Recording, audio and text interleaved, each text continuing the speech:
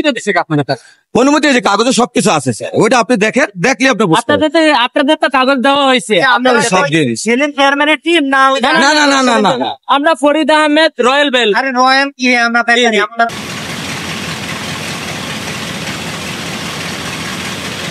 আমি যেটা বলছি যে সেটা যেখানে রাখা হয়েছে, স্তূপটা রাখা হচ্ছে, ওটা চর, কেউ চর বলে, কেউ বালির স্তূপ বলে, একই জিনিস, চর বা বালির স্তূপ।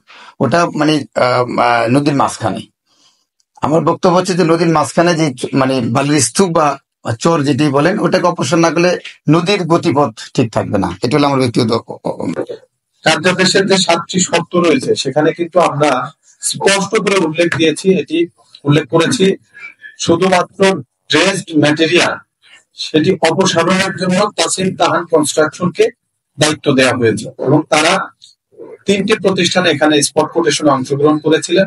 সর্বোচ্চ দর দেওয়ার কারণে তাদেরকে নির্বাচিত করা হয়েছে এবং তারা সরকারকে 5,88,00,000 টাকা রয়্যালটি দিয়েছে, জমা দিয়ে তারা কাজ শুরু করেছে।